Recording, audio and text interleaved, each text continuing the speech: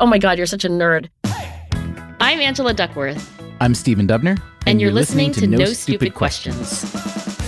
Today on the show, how does anger affect your physical health? If you ask people, would you like to feel anger or would you like to not feel anger? We would expect the vast majority of people would say, I would like to not feel anger. Thank you very much. Angie, I read something recently on Quora, which I like to read. What is Quora? What is Quora? I mean, I have been on Quora, but what is it? Quora was honestly the original inspiration for this show because Quora is a question asking and answering website with a community of people who ask a lot of questions, many of them good, many of them crazy. And then people who answer them. And they range from experts to amateurs to goofballs. But, I love questions, which is one reason I love doing this show. Sometimes just reading the questions without the answers is illuminating. You're exposed to a lot of ideas that you just wouldn't have otherwise. And here's one. This actually isn't a question. I guess it was the preamble to a question. And it seemed totally nuts. But the more I thought about it, I thought maybe there's at least a kernel of truth and maybe a lot of truth.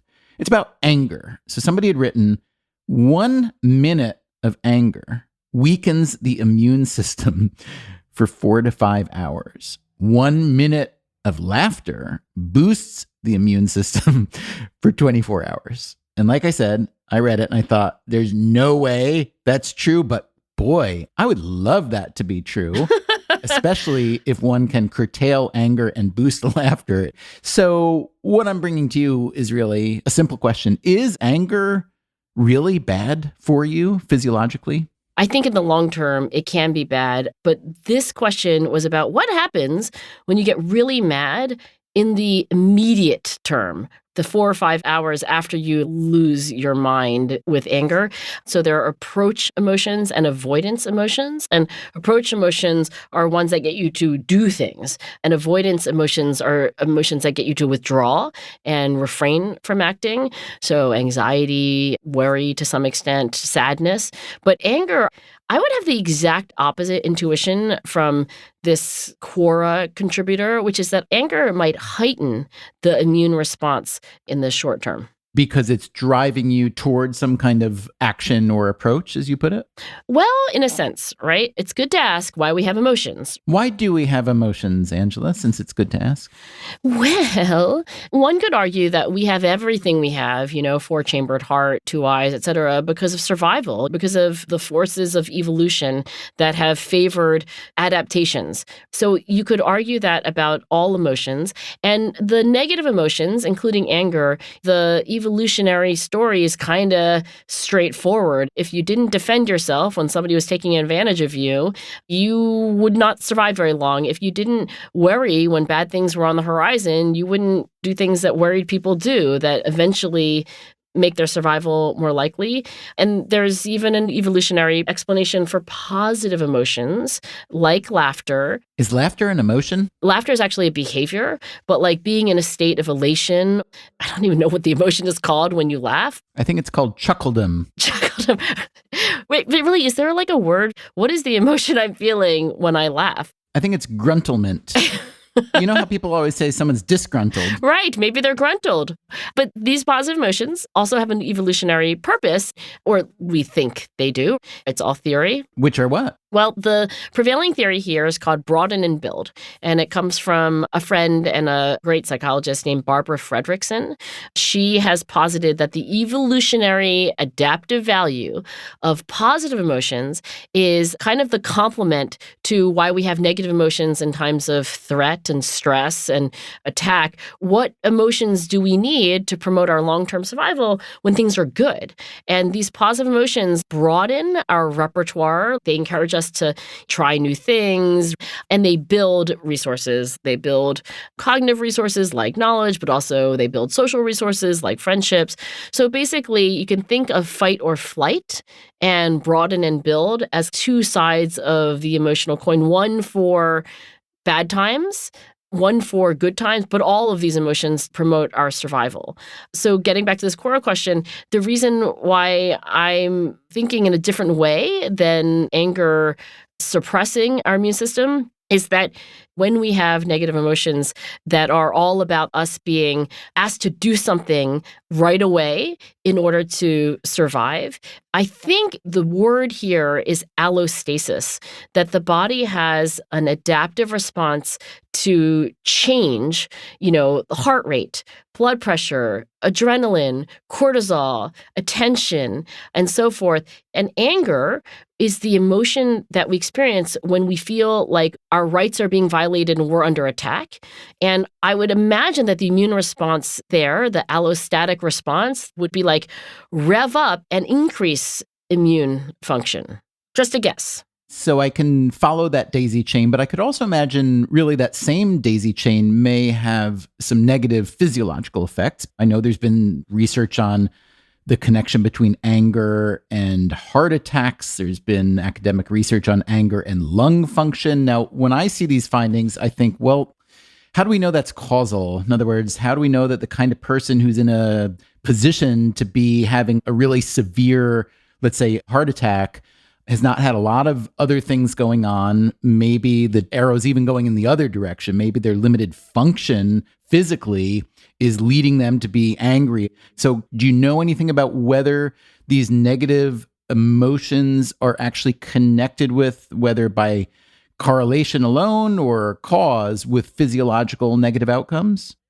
Well, absolutely important to say that this Quora question was about immune response, and heart attacks are very different. But let's take the classic, like when you blow your temper, are you more likely to have a heart attack? I mean, there's data, it's not experimental data for obvious reasons, that in the few hours that follow a very angry outburst, you are more likely to have a heart attack or a stroke.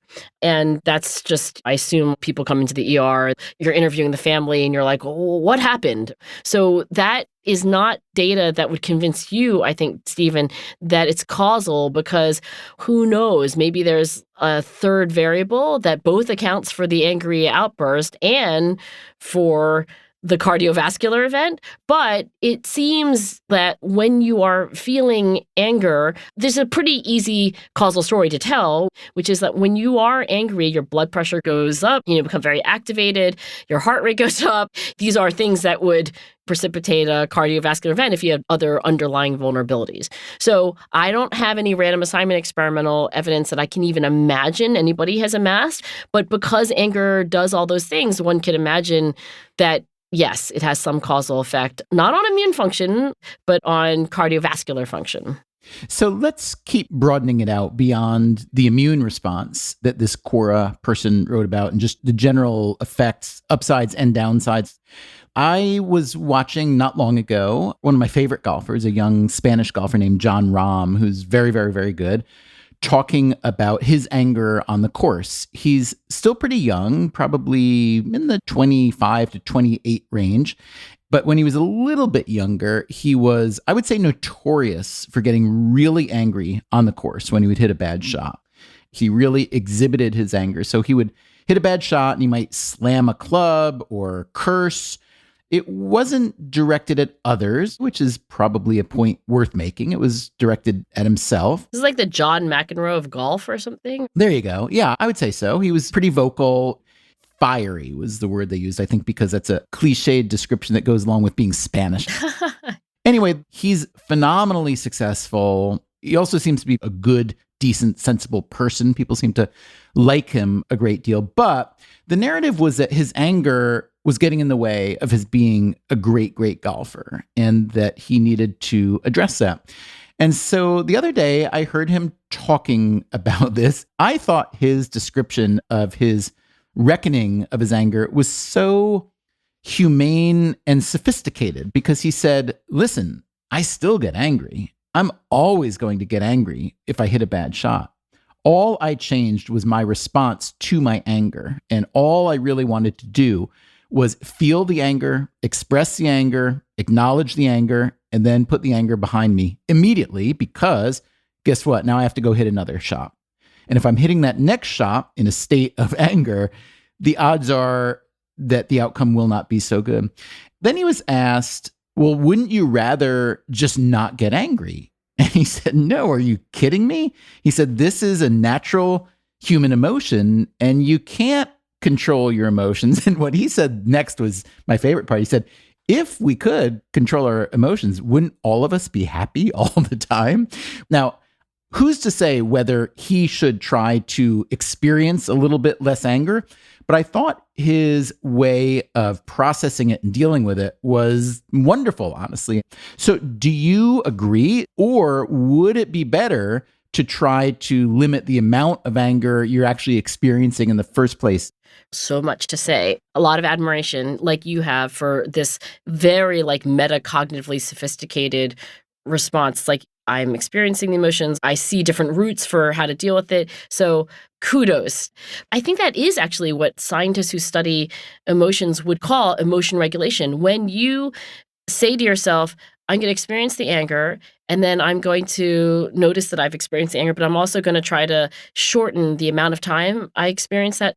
That is almost the definition of emotion regulation. So I don't want to call that like nobody can control their emotions. I think what he means is that you can't not experience the anger in the first place. You cannot avoid the generation of the emotion, but you can change your reaction to the emotion. And that, I think, is exactly right. But there's one little thing I want to say to Jon, which is that I do think that under certain circumstances, you can actually change the base rate for the generation of the emotions in the first place. You're saying if he were a slightly better golfer, he would get angry less and that he should try to become a slightly better golfer. Is that what you're saying? Okay, well, here's the thing. There are things you could do. It's sometimes called situation selection or situation modification. Like, if he really didn't want to have the kind of anger that necessarily follows from missing a shot, he could just not play golf. Yeah, but I mean, the guy's a professional golfer who's been heading in this direction for his entire life. Right, exactly. But I'm just saying it's not impossible to change the base rate of your emotions. It is possible. It's just that very often that's not what you would choose to do. So when one has a negative emotion, you could imagine there are a number of ways you could regulate that emotion, and many of them might be healthy, but I could imagine that some are unhealthy. So you want a little emotion regulation 101? Maybe 102. Here's what I think is really important to know about emotions. The next time we feel something, we might do well just to remind ourselves, like, well, they're my emotions again, my inherited evolutionary machinery, and they have this kind of signaling feature. And I think then the question is, what are they signaling? And anger in particular, I think, signals my rights are being violated. And then I think when you notice that you're feeling angry, pause to say, oh, I must somehow perceive that my rights are being violated. And then you could ask, in what way? Understanding all that equips us with a broader range of responses than what we might otherwise have. And before you do what is instinctive or immediate or reactive, is to have this pause. I think it might be attributed to Viktor Frankl or Abraham Maslow, one of these humanist psychologists, that between stimulus and response lies free will, lies our humanity. So, somebody cuts in front of you in traffic or says something that you think is incredibly insensitive and it triggers you. And between that stimulus and your response is your freedom and your humanity. I do think that's what maturity is recognizing that space.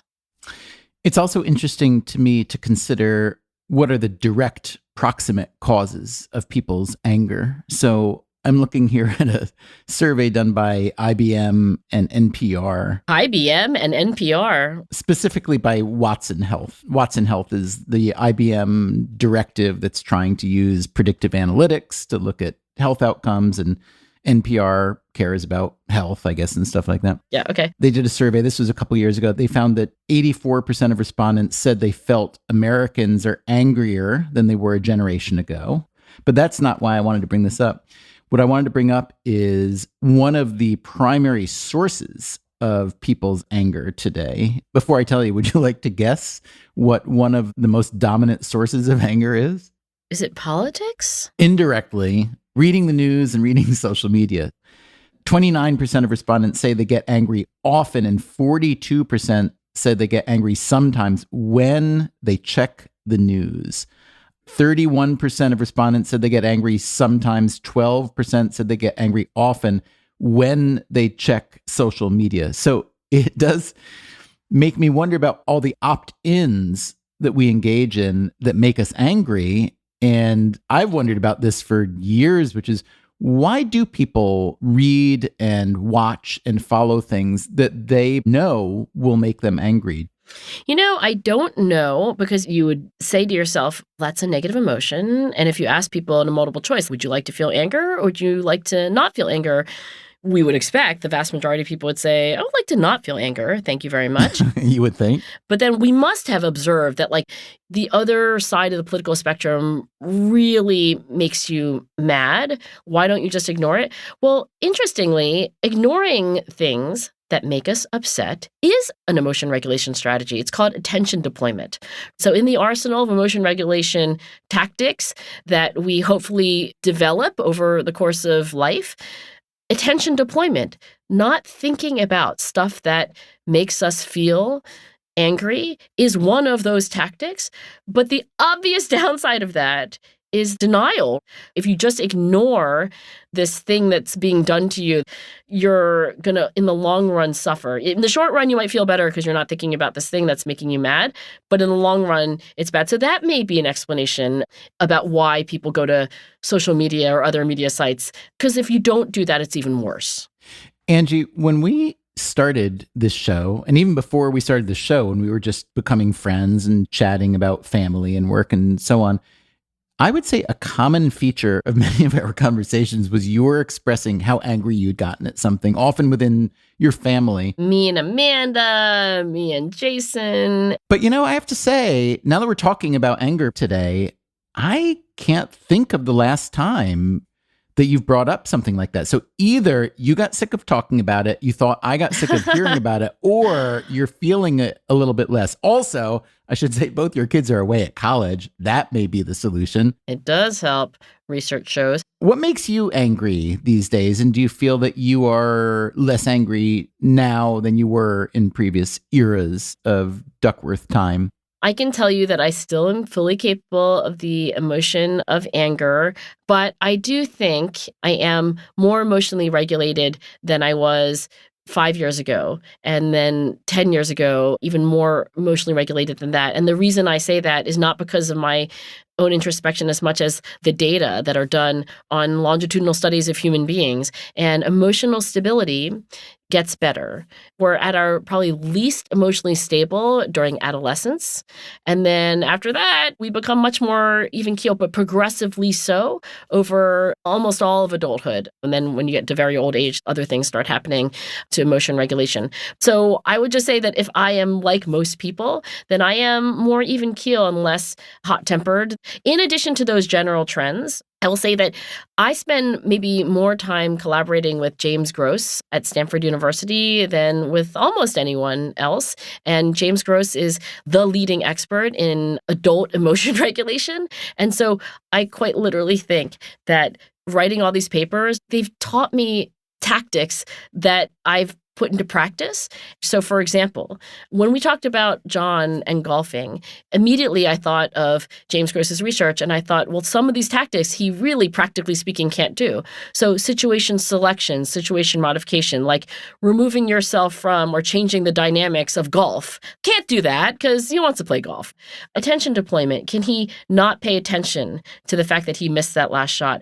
My guess is that is exactly what he does. He focuses on the ball in front of him and what he needs to do. And then finally, if you ask for a complete description of all the things that are in the armory of somebody who's emotion regulating, there's reappraisal, there's ways of thinking about your emotion in a different way. And so, for example, what Jon seems to be doing is saying, you know what? Emotions are part of life.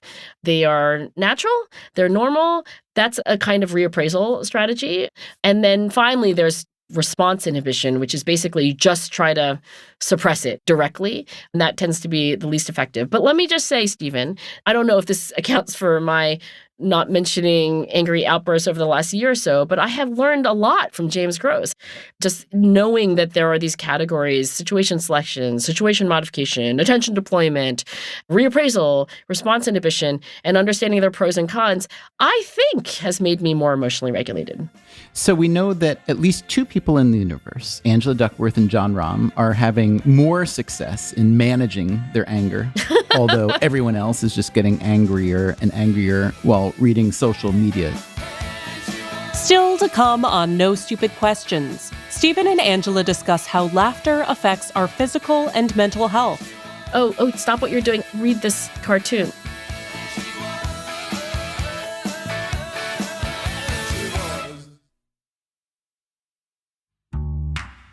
Before we return to Stephen and Angela's conversation about anger, let's hear some of your thoughts on the subject. We asked listeners to tell us whether they think anger is a healthy or an unhealthy emotion, and what tools they use to cool down when they're feeling a little hot under the collar.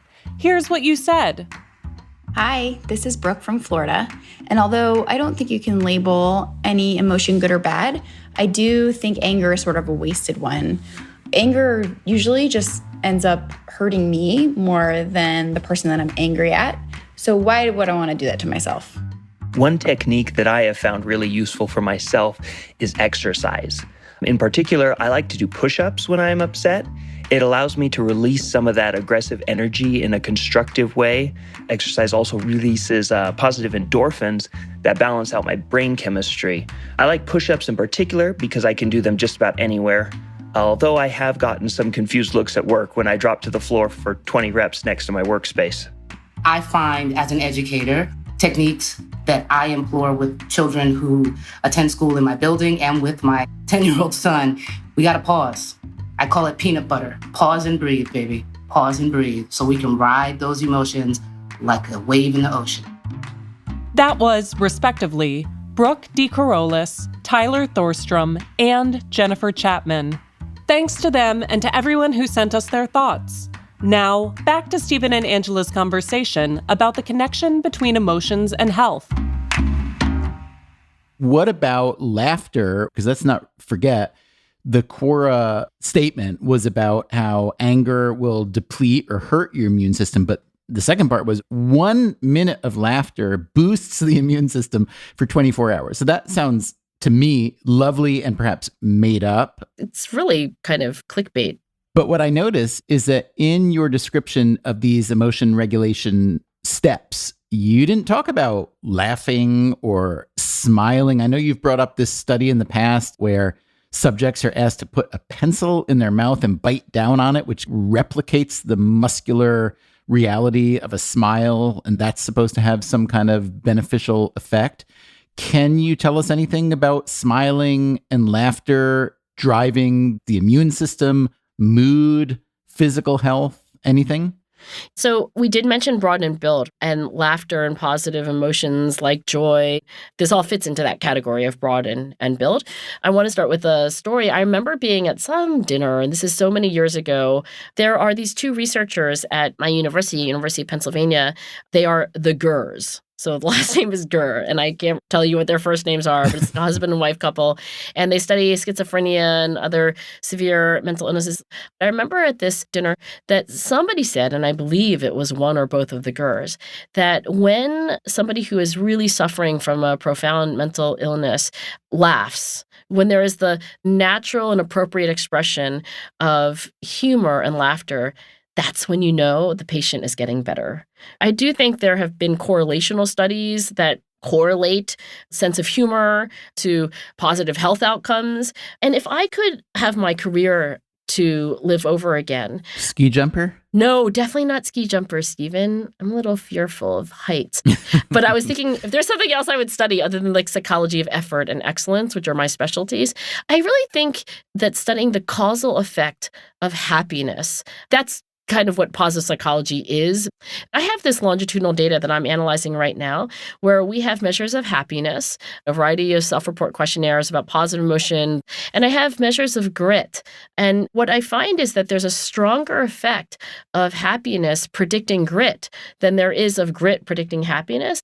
It just collectively argues for the idea that laughter and smiling and feeling happy, that they have a causal effect on what happens to us next. And I'll just say that it is still a mystery why we have laughter. The world's leading researcher on this, or one of, was Jaap Panksepp, and he has all these videos of him tickling rats because he studied the laughter response in non-humans. And just the fact that you can tickle a rat and that it'll laugh is kind of interesting because we think of it as a higher order emotion, but turns out you can make a rat laugh. But then the question was like, how and why is it that these less sophisticated organisms have this emotion of laughter?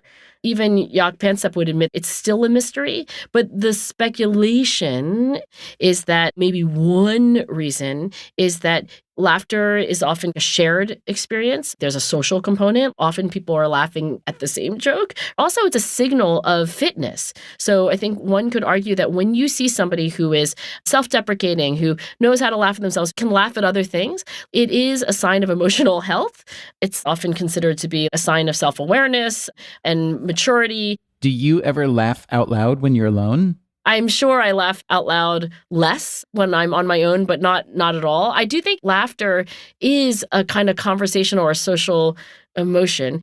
There is something almost fundamentally social, right, about laughter. You're telling someone you appreciate them. And, there are a variety of ways to do that. But laughter seems very genuine in part, maybe because it is nonverbal, because words can be distorted. People can say, oh, you look great today.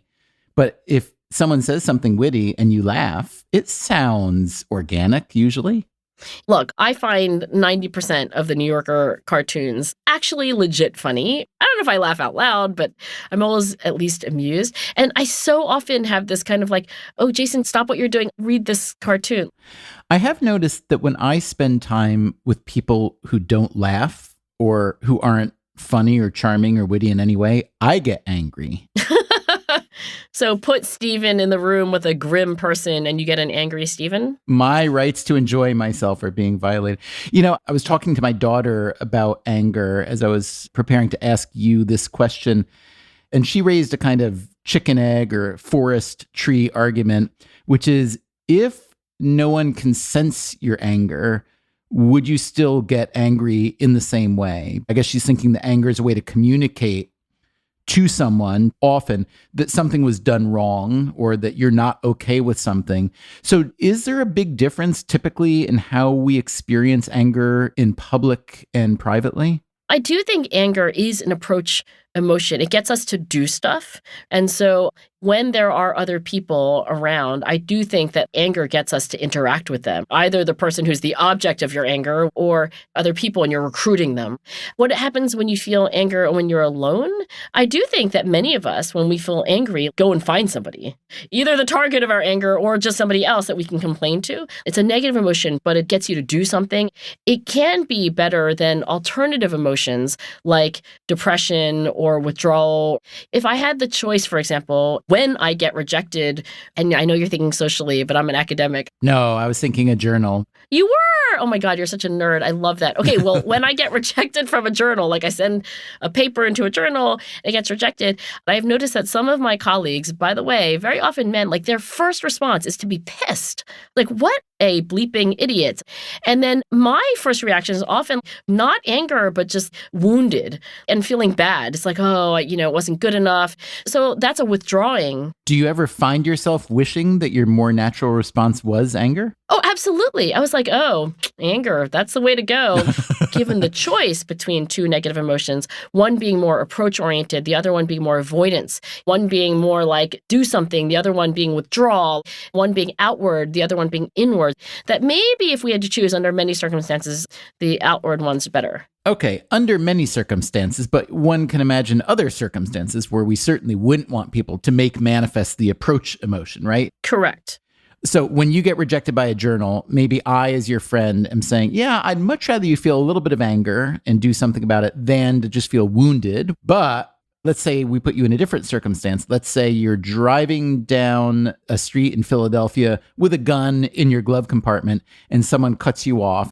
I would probably rather you not chase them down and shoot them. I don't want you to act on your anger in that way. So obviously there's a spectrum here. Not just a spectrum, but there are many, many ways to respond. Remember I said between stimulus and response lies our humanity, lies our free will. Just recently in Philadelphia, there was a shooting on South Street, which is this very popular street that people go to. It's like restaurants and shops. And the context of it was there was some kind of disagreement. They get into this altercation. Bullets are flying everywhere because people are taking out their guns. And several bystanders, at least 2, I think, were shot and killed. And then many others were just shot. So that would definitely be an example where an inward emotion would have been much better for everyone. You know, we're going to experience anger. We're going to get into fights with people. And anger gets us to protect ourselves and to do really stupid things sometimes. And, well, I wish we didn't have guns available as one of the ways to express ourselves. That's Angela's op-ed. Let me ask you one last question. Can you think of anything that used to typically make you angry that no longer does? Okay, well, going back to my marriage to Jason, I think it used to make me angry if I felt like he was neglecting me. And let me just be really specific. Like if he would come home late for dinner, I would just seethe. He would come in like 30 minutes late and be like, now it's cold. And by the way, I also have a job. Thank you very much. And I think now my slightly more evolved, mature response would be like, well, first of all, if it's bothering me, I should say that it's bothering me. So I should just call him at the moment that I begin to get bothered and say, like, it is bothering me that you're not here. Why are you not here? As opposed to letting the pot just boil, as it were, emotionally. And second of all, I think I now have the perspective to just say, like, hey, nobody doesn't come home on time on purpose. And probably there are other reasons. And as my therapist reminds me, you have to take care of yourself. So what could I do in these 30 minutes that would make me feel better? Instead of just sitting and thinking about how my husband's not home, I could like get 30 minutes of work done. And then if he comes in, I'll be like, oh, you're home. I'm very proud of your progress, Angela. You sound like you're rapidly maturing, and by the time we're all 100, we're going to be perfect, can I just say? Yes, well, let's not get too angry in the interim. It'll probably shorten our lifespan. No Stupid Questions is produced by me, Rebecca Lee Douglas. And now, here's a fact check of today's conversation. In the first half of the show, Stephen and Angela wonder if there's a specific emotion associated with laughter. While laughter is linked to many emotions, joy, embarrassment, happiness, relief, the word that's probably closest to what they're looking for is mirth. According to the Oxford English Dictionary, mirth is defined as gaiety or lightness of mood or mind, especially as manifested in laughter. Later, Angela compares the behavior of Spanish golfer Jon Rahm to that of former professional tennis player John McEnroe. While both athletes are famous for their tempers, Rahm is known for directing his anger at himself, while McEnroe raged not only at himself, but also the umpire, spectators, and the universe in general. Also, Angela tries to remember the origin of a quote about how our humanity lies between stimulus and response.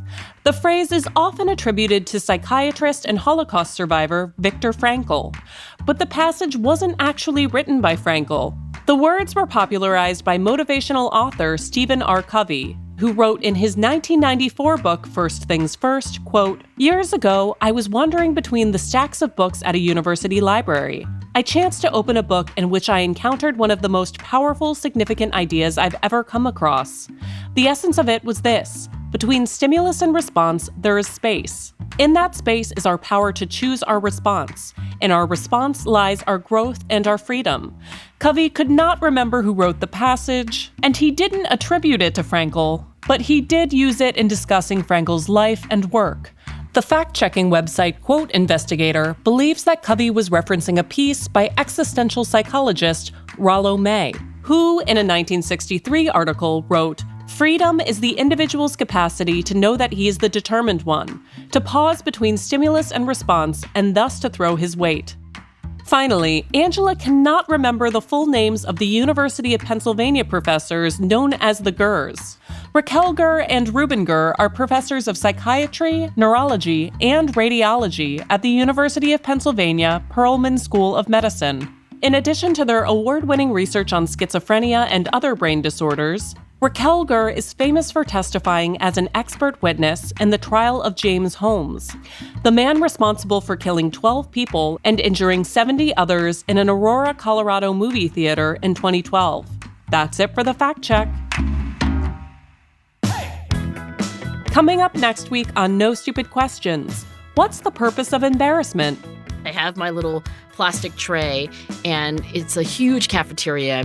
I just dropped it, clattering silverware, water everywhere.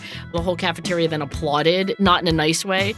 That's next week on No Stupid Questions. For that episode, we want to hear about your most embarrassing moments.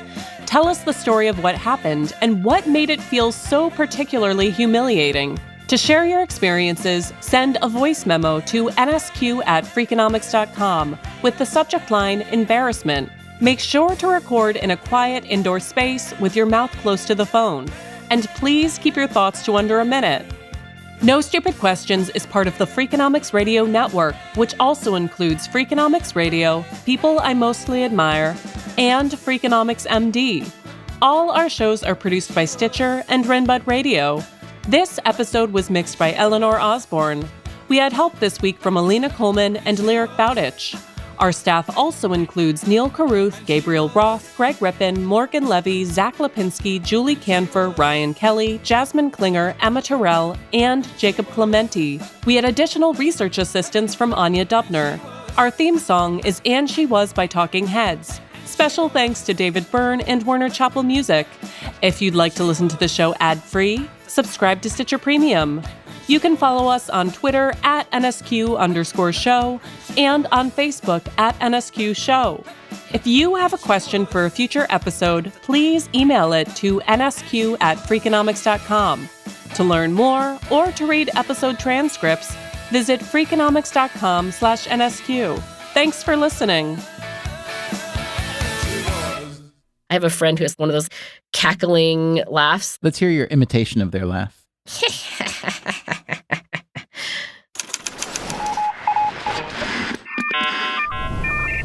The Freakonomics Radio Network, the hidden side of everything.